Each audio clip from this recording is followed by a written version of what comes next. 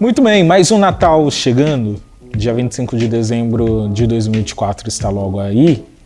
E nós queríamos fazer um papo, uma conversa sobre Natal. O que é o Natal, né? À luz das Escrituras, o cristão pode comemorar o Natal. O que é o Natal para a igreja? E eu digo igreja não somente Deus Amor, como igreja geral, igreja de Cristo. E também qual a sua mensagem, qual a sua validade para a igreja hoje. Para este rápido papo, eu tenho aqui comigo alguns convidados que talvez você já conheça e se não conhece, já deveria tê-los conhecidos, porque são pessoas extremamente fascinantes, com mentes brilhantes, e eu gostaria muito de chamar para essa conversa. Eu gostaria de te chamar também para esta conversa. Começo na minha lateral esquerda e venho para o centro. Começo com ele, Anderson Nares, a paz de Cristo, e muito obrigado por ter aceito este convite de conversar conosco. Obrigado, Gabriel. Paz do Senhor também para você. Paz para os demais que estão aqui. Não vou apresentá-los por nome. Cada um vai apresentar-se. É um prazer estar aqui com você para esse bate-papo. Muito bem. Outro convidado extremamente relevante e importante é ele, Gabriel Araújo. Muito obrigado por estar aqui conosco e seja sempre muito bem-vindo à nossa primeira gravação. Muito obrigado, Pai do Senhor, aos irmãos. É uma grande honra estar aqui com vocês. Esse tempo de mês, esse bate-papo junto com o povo que está em casa. Tenho certeza que vai ser extremamente edificante para nós. Muito bem. E à minha direita, ele, grande Lucas Rione, conterrâneo. Hoje eu não sou mais de São Bernardo do Campo, mas dividi o bairro com ele. Bons tempos, bons tempos. Minha agenda era vazia porque ele pegava todas. Misericórdia. Lucas Rione, a paz de Cristo. Gabriel, a paz do Senhor. Anderson, Gabriel, a paz de Cristo. Todos os nossos internautas, ouvintes. Internautas ficou meio rádio, né? Ficou. É o costume. Para quem não sabe, ele trabalha na rádio, isso, né? Então por isso talvez é um prazer estar com vocês aqui. Eu tenho certeza que vai ser um papo edificante para a relevância da igreja. Muito bom, muito bom. O Ministério Jovem Expansão, ele tem uma preocupação muito grande de trazer conteúdo para vocês. Nós estamos com expectativa para que 2025 seja um ano de muita construção cultural, construção de rememorizações, né? Construção de ideologias teológicas, filosóficas, sociológicas e tudo mais. E nada melhor do que antecipar isso, tendo com vocês, melhor dizendo, esses camaradinhas aqui para a nossa conversa, tá bom? Eu começo uma rodada principal, inicial. Eu começo contigo, Lucas. Quais são as lembranças que te vêm sobre o Natal, pessoal mesmo? O que te vem na mente quando vem Natal? Você gosta dessa época do ano? Como que é pra você isso? Cara, eu sempre digo que pra mim o Natal, essa época de final do ano, ela chega a ser melhor do que o meu próprio aniversário. Olha só, eu gosto muito dessa época. O início de dezembro, ele tem já um ar de expectativa muito boa. Uhum. E pra mim o Natal é sempre marcado por muitas lembranças positivas. Desde criança sempre viajava pra passar o Natal com os meus avós e meus tios. A gente reunia a família, a galera tudo ali, às vezes fazia uma fogueira, coisa do tipo, um violãozinho. Então pra mim é sempre muito positivo essa lembrança do Natal. Então todas as lembranças são muito boas, muito positivas. Muito bem. Gabriel, o que você mais gosta de fazer na época natalina? Ficar em casa sem fazer nada e comendo. Só, até porque a família ela é tão grande que fica aquela concorrência de aonde vamos passar o Natal. Hoje em dia é mais com os meus avós, fui criado por eles, mas quando mais jovem, quando era criança, ficava na casa do meu pai em Atibaia. Quando fui crescendo, virando adolescente, aqui ali em Mauá, né, da ABCDR. Conheço Mauá. Fiquei bastante por lá na casa da minha família também. Legal. Quando não isso, viajando, né? Longe, mas porque a família é muito grande mesmo, então... Mas comendo, a minha família é muito boa na cozinha. Então, culinária. Por isso do tamanho. Vocês têm algum tio da família de vocês que tem o tio da piada do pavê? toda a família tem que pareça, agora eu sou tio. É? E você já falei que esse tio? posto vai ser meu. Não é que você. Tem que ser também. meu. É uma Eu posição... sou o irmão mais velho, então tem que ser eu. E eu acho que é necessário. O pessoal tem muito preconceito com o tio do pavê, mas eu acho que é algo que nós precisamos até trazer para o assunto. Sim. Sem ele fica chato. Porque você espera essa piada. Você ensaia o ano todo uma resposta. Exato. O que eu vou falar pro meu tio? Como é que eu vou reagir? Vou dar risada? E a gente precisa levar mais a sério essa piada, né? Considerar mesmo como fonte de estudos. Sarcasmo é incrível. Merece, qual é a sua melhor lembrança da sua época natalina? Na infância mesmo e na adolescência? Bom, eu acho que presentes, né? Uau. Aquela expectativa do que ganhar. Eu acho que isso é muito legal. Muito se fala da magia do Natal. Eu acho que a magia do Natal, para a criança, né, para mim, foi aquela expectativa de o que eu vou ganhar de presente, o que tem após o embrulho.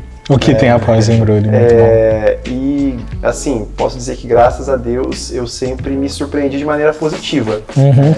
E, obviamente, eu acho que cada um também tem a sua própria experiência com isso, mas, para mim, na minha época de infância, o que me marcou foi isso. A expectativa do que ganhar. Né? E, claro que naquela época eu não era um cristão praticante ainda, né? Então o foco era no material. Mas hoje que a gente tem um entendimento mais cristão do que é o Natal, da mesma forma nós temos uma expectativa de um presente que nós já sabemos qual é. Que é o nosso Cristo, a nossa redenção. Muito bem. A comida que eu mais gosto no Natal é pavê. Então o tio da piada já sabemos quem é. Respondida a primeira questão. Eu começo uma rodada rápida de perguntas, é um papo muito rápido, muito descontraído. E quem quiser deixar suas perguntas, eu gostaria muito que colocasse nos comentários. Boa. Eu gostaria, antes de começarmos essa rodada, convidá-los para responder essas perguntas, se vocês estiverem dispostos, e se forem perguntas também relacionadas a outras questões, a outras festas ou a outras épocas do ano, eu gostaria muito que vocês mandassem para nós aqui nos comentários, e nós com muito carinho leremos e procuraremos formas de respondê-los. Começo uma pergunta bem interessante aqui, que eu havia separado, para o Gabriel. Podemos começar contigo? Com certeza. Então, sempre pronto. O cara é um leitor inteligente. Não, fiquei sabendo que o melhor fica pro final. Esperto, virou o jogo Ainda rápido. bem que eu não sou o último, então. É o Gabriel, inclusive. Gabriel, me diga rapidinho, Gabriel, você é da onde aqui de São Paulo, só para o pessoal te conhecer, caso alguém não conheça? Eu sou da Zona Sul, eu sou um baiano criado em São Paulo. Em São Paulo. Zona Sul de São Paulo. Muito bem, muito bem. E ele trabalha aqui também na Sede Mundial. E é um dos nossos jovens pregadores aqui do estado de São Paulo, recomendável por nós, tá bom? Gabriel, o que seria o Natal à luz das Escrituras? Como que nós podemos mergulhar um pouco nos textos bíblicos? Quais textos nos ajudam a entender e a identificar o Natal dentro da Bíblia? Primeiramente, o nome Natal, ele hoje em dia ele tem muito preconceito, né? Por nós, talvez por não entender o nome, então gera muito preconceito. Natal, o que é o Natal? Natal nada mais é do que nascimento. Até porque alguém, como por exemplo, eu falo a minha cidade natal, a Bahia, ou uma mulher grávida, ela vai fazer o pré-natal, porque é um nascimento. E quando nós falamos de nascimento, somos cristãos, falamos do nascimento do principal, que é Jesus.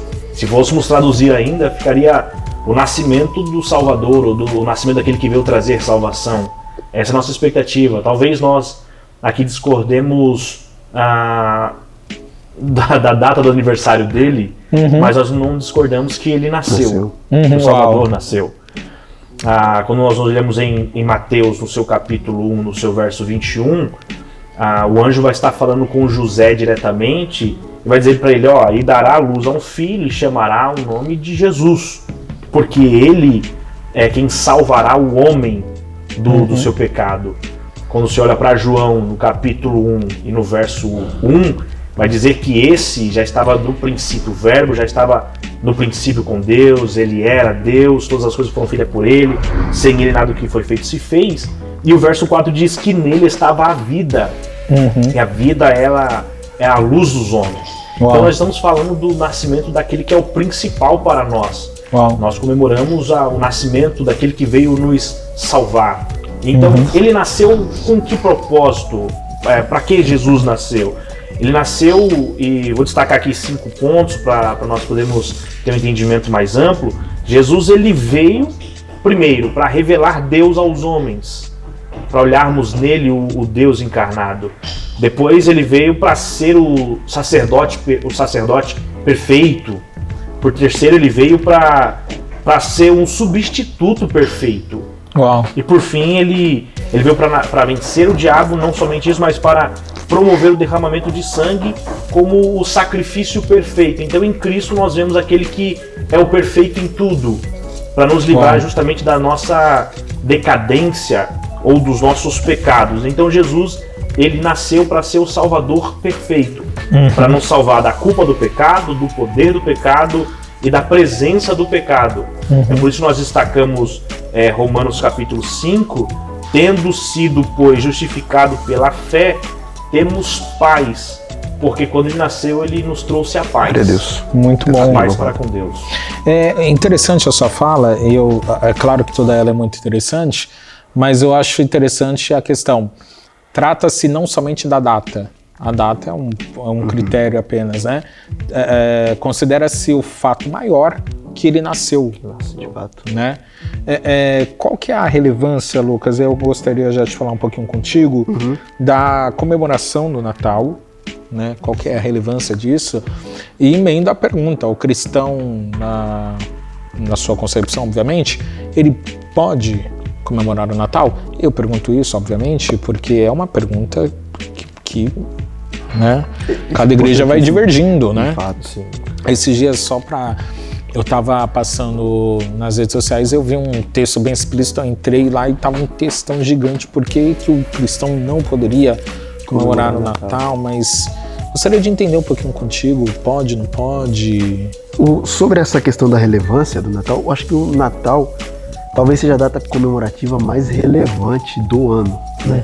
A gente tem uma movimentação geral da sociedade de meados do final de novembro, já se preparando para o Natal, o que torna uma data relevante demais para ser ignorada. Por mais que não centralizamos a comemoração do Natal em aspectos secundários, ele tem um aspecto, como o Gabriel pontuou, é o Deus encarnado que se fez, é o Deus que se fez carne, o Deus encarnado. E isso já é um motivo de celebração importantíssimo para nós. Independentemente se a data é 25 de dezembro ou não, né? Exato. Acho que esse é o ponto. Esse é o ponto, porque a gente vai para tantas teorias e suposições, se Cristo nasceu ou não em dezembro, se foi em meados de outubro, se foi em meados de março. O ponto aqui não é esse.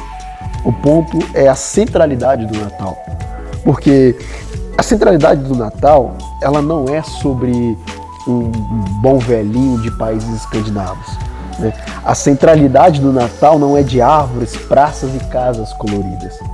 A centralidade do Natal não é sobre presentes, não é sobre a expectativa gerada para aquele momento do dia 25. A centralidade do Natal não é, nunca foi e nunca será sobre uma árvore, sobre pinheiros e guirlandas, não.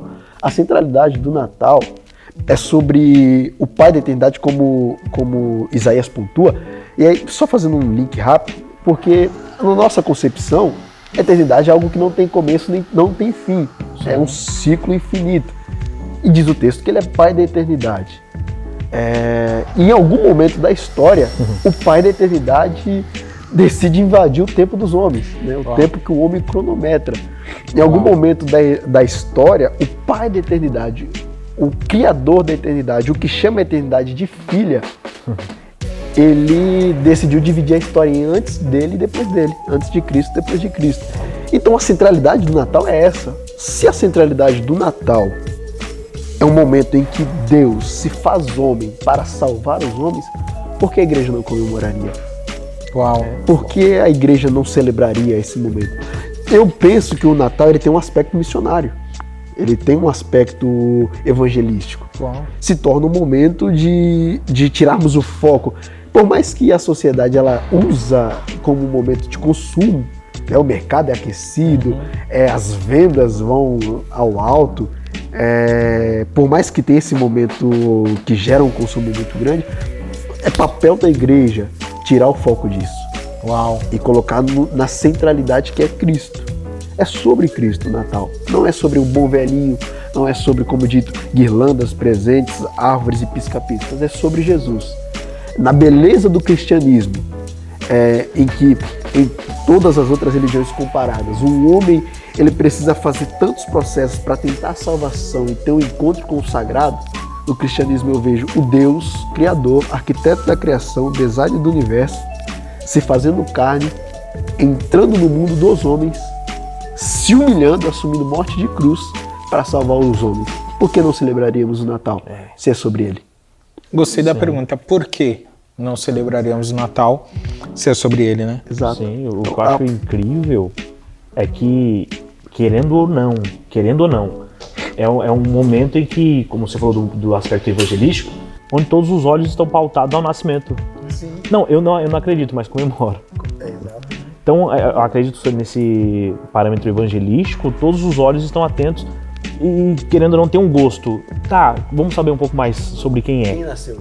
Todos concordam que o Natal pode ser Funcionários evangelistas? Sim. Eu acho interessante, né? Sim. De fato. Realmente é uma coisa que eu nunca tinha raciocinado, Lucas. Muito bom. Nareci, te convido para a conversa. O que o nascimento de Cristo representa no âmbito mais... O Lucas, ele teve uma capacidade aqui de explorar para campos mais sociológicos, né? Para fora, para eclesiásticos, dentro da igreja. O que o Natal pode simbolizar? O que o Natal pode representar? E o que o Natal pode mudar na agenda da igreja? Tanto nessa agenda mais de calendário, como também na agenda de propostas. Bom, é bom estar com pessoas inteligentes, porque eles já me deram a resposta. O Gabriel aqui falou sobre João 1, né? O verbo que se faz carne. Então, para a igreja, acho que o primeiro aspecto que a gente pode destacar é esse Deus encarnado.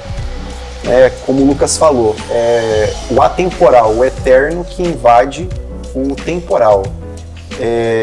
Aquilo que é Kairos invadindo o Cronos. Aquilo que é muito mais elevado, se esvaziando, como Paulo diz em Filipenses, assumindo uma forma reduzida para estar conosco. Caraca. Então, para a igreja, para mudar a agenda da igreja, né, para que seja mais relevante para a igreja, eu acho que entender o ponto desse Deus encarnado que toma a iniciativa de deixar a sua glória, de limitar-se, reduzir-se, rebaixar-se para estar conosco, eu acho que isso, se não mudar a perspectiva, o pensamento, ou como diz hoje, o mindset dos crentes, eu não sei o que mais mudará. E eu acho muito um texto muito incrível que Paulo trabalha em 2 Coríntios capítulo 6, que ele diz: Deus estava em Cristo reconciliando consigo o mundo. Uau. E não lhes imputou o seu pecado. Então acho que o Natal ele tem que trazer essa centralidade que o Lucas comentou na pessoa de Cristo, e também a consciência de que em Cristo os pecados de talvez o ano todo, existe algo que pode ser perdoado, existe uma esperança de perdão, porque os pecados não são imputados. E aqui eu venho com o segundo ponto, que é justamente sobre a esperança que essa data traz. Há um teólogo que trabalha isso, Multman, com a teologia da esperança. Teólogo. E ele trabalha... Você gosta, tá ligado. E ele trabalha a seguinte questão, que eu também encontro um ponto bíblico nisso, né? Que a teologia parte da Bíblia, e isso é muito interessante para quem não gosta de teologia, em outras palavras, não gosta de Bíblia. Eita! Eu apelo, não gosta de Jesus, que é a palavra. Que é a palavra, uau. Verbo, tá pegando aqui, hein? As câmeras abertas, CFO, gente, inscrições. Nós não combinamos só na cor, né? É a opinião também. Então, o último trabalho é a questão de que o Natal, ele é visto como a esperança escatológica, porque é o início do cumprimento da escatologia de Deus. De fato. Quando Jesus nasce com ele o reino de Deus, que a igreja já começa a experimentar aqui na terra e se cumprirá na sua totalidade no advento de Cristo. E dentro disso, né, um versículo que Paulo também trabalha aos Coríntios, capítulo 5, é que não devemos viver por vista, mas por fé. Logo, a igreja, nessa esperança que o Natal traz, não vive olhando para os acontecimentos naturais, temporais, sociais, políticos e afins, mas anda e deve andar olhando para essa esperança de que a escatologia, ela nasce com Cristo, o cumprimento dela, e essa é uma garantia que a gente deve carregar conosco em nossa fé. Glória a Deus. Muito bem. Seja louvado. Deixa eu iniciar então o término dessa nossa conversa com a seguinte pergunta para todos vocês. Eu adoro fazer isso. Adoro o script quando eu coloco e eu não sigo ele. Por isso que eu mesmo faço. Eu adoro isso, eu acho Lucas. isso aqui uma ditadura. Eu gosto dessa palavra. Essa? O Avance sabe que eu gosto dessa palavra. Qual a mensagem do Natal e as suas lições? Jogo rápido, Lucas. A mensagem do Natal, como pontuou o Nares, é esperança. Uau. Já que, como ele citou o Moltmann, o Deus crucificado, ele cita sobre o sofrimento de Deus. Eu vejo no Natal uma mensagem de que Deus, na sua eternidade, na sua grandeza, ele sofre. Ele vê o seu filho sofrer na cruz, e o Deus encarnado, Cristo, sofre a dor dos nossos pecados. E tudo isso se dá porque em um momento ele se fez carne, ele assumiu a forma de servo, ele passou a maior vergonha do Império Romano, que era ser crucificado por amor. O Natal me diz que ele nos ama tanto que ele decide sair da sua eternidade, se fazer homem para nos salvar. Natal é amor, Natal é esperança, Natal é Cristo. Uau. Gabriel, mesma pergunta, qual a mensagem do Rapaz. Natal? Quais são as suas lições? Eu não consigo encontrar outras palavras a não ser a vergonha. Porque quando olhamos para ele se fez carne, dizendo assim, olha, eu consegui, você consegue. Uau. Só que o texto que me fere ele se fez pecado, não pecador, mas pecado por nós, pecadores, para poder salvar os pecadores. Aquilo que Adão não fez, ele sendo o último Adão, como diz Paulo, se fez carne para ser o perfeito homem, não só para destacar que nós podemos alcançar nele a esperança da salvação, como o desapego da vergonha do pecado, trazendo em nós a esperança, como bem pontuado aqui. O Natal é você olhar, você dizer assim, nasceu aquele em quem a minha alma ama, ou eu espero, porque me trouxe o que eu necessitava, a salvação. Muito bom. Deuteronômio diz que o próprio Deus, ele diz que quem morresse na cruz seria maldito. E Cristo, ele assume isso, né? Eu volto à minha pergunta, por que não celebrar isso? Por que não celebrar esse Cristo que nasce crucificado? Ou como João em Apocalipse capítulo 5, o ancião diz para João, tem aí um leão que é digno de abrir o livro e desatar o selo, no versículo 5 do capítulo 5, só que no versículo 6, João vê um cordeiro. E já que Leão fala de poder e cordeiro de sacrifício, ele conquista essa dignidade de abrir o livro através do sacrifício. Por que a gente não celebra isso? Porque a gente esquece essa centralidade do cordeiro que nasceu, foi crucificado, ressuscita como leão, vive para todo sempre, já que, como ele mesmo diz em Apocalipse capítulo 1 para João, eu sou vivo, eu estive morto.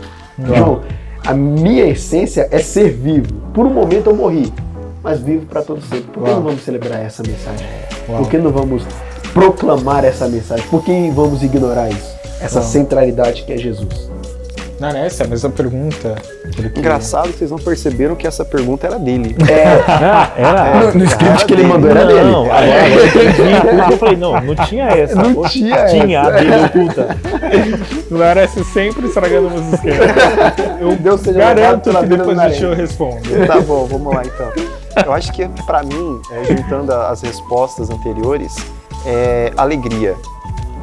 Eu comecei iniciando falando sobre quando eu era criança, daquela expectativa, né, que era gerada pelo presente, e concluí falando que após o entendimento cristão do Natal, eu entendo que a minha alegria não é um presente material, mas é o presente da redenção em Cristo. E Lucas, no capítulo 2, trabalha que os anjos anunciavam boas novas de grande alegria. Uau. Então, Natal para mim, se fôssemos resumir aí, seria alegria. Alegria de uma salvação, alegria de um Deus que se fez carne, um Deus que sofreu na cruz, um Deus que de fato está disposto, ainda hoje, a fazer o que for necessário para resgatar aquele que nele tem fé. Bom, excelente. Então, conforme prometido, deixa eu trazer, né, a minha perspectiva. Então, Gabriel, para você, qual é? Faça! E acrescentando? Calma aí, ó. Eu gosto de fazer isso, eu não gosto de fazer comigo. Mas brincadeiras à parte, e eu não sei se os ouvintes percebem que temos uma construção bem aqui atrás, estamos com muitos barulhos. Mas se resumíssemos, digamos assim, a mensagem do Natal, que é o Natal, a simbologia, o significado do Natal, eu certamente colocaria como fonte de esperança maior, né? Uau. Porque nascimento traz esperança para qualquer família, né? Traz sonhos, traz perspectivas, traz o futuro se antecede na criança, né? Será médico, será engenheiro, será né? Essa expectativa, ela é avançada, o futuro é antecipado. Então acho que o nascimento de Cristo, ele traz essa perspectiva de que o passado e o presente se unem, o passado da profecia e o presente do cumprimento com o futuro da glória. Uau! Né? Eu olho para o passado, eu lembro de Isaías, o menino nos nasceu, o filho se nos deu, o principado foi colocado sobre o seu ombro. Eu olho para o presente e enquanto no passado as palavras se moviam, o presente as estrelas se movem. Né? Os homens, os reis se movem. Os profetas falavam no passado, hoje quem fala é a própria natureza, é a própria estrela que guia os reis. E o futuro é que este nascimento, ele inaugura o reino, ele inaugura diversas proporções que nos dão hoje perspectivas de esperanças espirituais, materiais, celestiais, né? O Cristo que nasce numa manjedoura mostra que o lugar não determina a pessoa, mostra que o divino não precisa da estrela do material, mostra que o divino numa manjedoura pode sim triunfar diante de tantas fragilidades, mostra que o frágil é forte, o forte é fraco, e os reis grandes se prostram diante da criança pequena. É a inversão da terra. O Cristo que nasce é o Cristo que inverte, né, a terra. Talvez essas sejam as minhas considerações, e por isso gosto tanto do Natal, e eu faço, me permitam, se possível, fazer coro a esta pergunta levantada: por que não celebrar o Natal? Né? Bom, Lucas, suas perspectivas finais e, por favor, deseje um Feliz Natal para nós e para os que nos ouvem. Eu quero um Feliz Natal, então. A primeira você falou da expectativa do Natal. Ao mesmo tempo que ele é de expectativa, ele é de quebra de expectativa. Uau, verdade. Porque anuncia-se que virá um rei, virá um príncipe. Esse príncipe nasce numa manjedoura, né? Não nasce no palácio. Não. Ele nasce numa manjedoura entre animais. Uau. A expectativa judaica era um Messias libertador sobre um cavalo branco. Ele vem sobre um jumentinho, entrando em Jerusalém, não para fazer uma revolução política, não, pelo contrário, uma revolução espiritual. Né? Tetelestai está consumado. A minha perspectiva final para o Natal é de que ao mesmo tempo que ele abriu-se a expectativa do que vem, ele quebrou a expectativa humana, dizendo que, como disse Jeremias, os planos de Deus são muito maiores do que os nossos, porque ele não veio como político, revolucionário ou príncipe na expectativa humana. Ele veio como o digno de abrir o livro que estava nas mãos de Deus do Apocalipse 5. É o Deus encarnado, e eu volto a dizer isso, é o Deus encarnado. E a todos, um Feliz Natal, né? Que Deus abençoe vocês, uma excelente virada de ano, que próximo ano estejamos aqui para mais bênçãos, mais compartilhamento de ideias. Muito bom. Obrigado, Lucas, de coração. Amém. Mesmo, tá? Obrigado por ter aceito. Gabriel, suas considerações finais e também nos deseje um Feliz Natal e também a todos que nos ouvem, ao Avance também, ao João que ganhou presente, olha só. É verdade. Falar do presente, né? Para nós o Natal não é o Noel. Noel usava um gorro o nosso Cristo usou uma coroa cravejada de espinhos. O Noel tinha uma vestimenta vermelha, o nosso Cristo, o sangue no seu corpo se fazia uma vestimenta vermelha. Mas uma coisa foi certa, né? Ele não veio com ho, ho, ho, mas ele veio dizendo: vinde a mim todos vós que estáis cansados, eu vos aliviarei. O maior presente foi esse, a salvação, que nós ouviremos: sede bem-vindos, benditos de meu Pai. Então, nossa esperança nele está completa, nossa alegria nele está completa. Feliz Natal a todos que estão aqui, aos de casa. Que essa data seja uma data onde olhemos para onde não deveríamos parar de olhar, para ele. Amém. Feliz Natal. Obrigado por estar aqui, por aceitar o nosso convite, tá bom? De coração mesmo.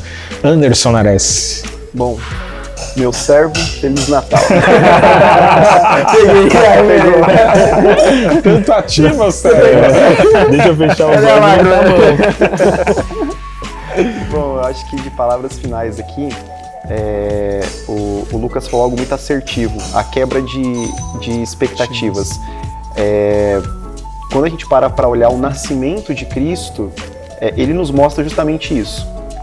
E eu quero fazer aqui um paralelo para todos, né, e um apelo para todos no seguinte sentido. Muitas vezes nós nos ocupamos tanto nessa época do ano com presentes, com festas, com viagens, com cartões, com mensagens, e nós esquecemos do principal, daquele que não nasceu num lugar de destaque, mas nasceu num lugar improvisado, uma manjedoura. Uau. O foco nosso deve ser alinhado para isso. Existem muitas coisas que estão orbitando, que estão em volta, mas há algo que está no centro, e Cristo está no centro, como bem falou o Lucas também no início. Então que nós possamos, nesse Natal, ter, claro que a preocupação com tudo aquilo que envolve o Natal, a família, as festas e tudo mais, mas que o centro seja o nosso Cristo. Aleluia. E Feliz Natal a todos vocês, aos queridos que nos assistem, que Deus abençoe a vida de vocês, um Feliz Natal para todos. E as minhas considerações finais é que o Natal realmente é um pouco de tudo isso que foi dito aqui, uma esperança maior. Glória a Deus. É a memória de uma esperança maior. O passado me traz esperanças para o futuro. Isso é muito bom.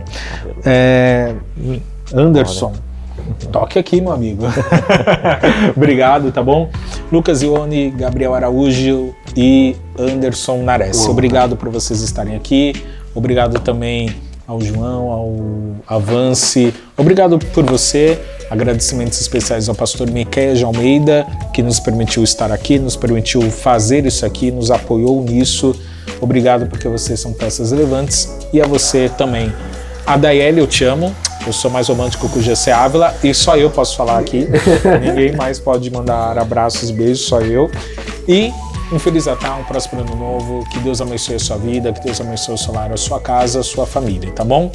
Ano que vem teremos mais conversas, então chegue-se a nós, se ajunte a nós e vamos juntos bater esse papo. E só lembrando, não é errado a celebração do churrasco, até porque o primeiro churrasqueiro foi Deus, né? Desde o capítulo 2, já Verdade.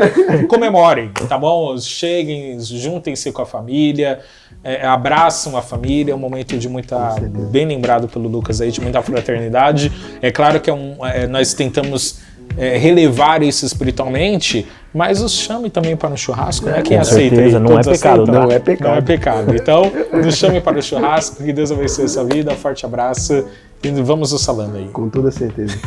Deus abençoe, gente. Amém. Amém. E finalizando também, antes do churrasco, voltando aqui só para falar, curta, comente e compartilhe. Compartilhe com o máximo de pessoas que você conseguir. Faça seus comentários, nós leremos todos os comentários. Alguns a gente fingirá que não leu, outros fingiremos que lemos. Tá bom? E faça isso. Tchau.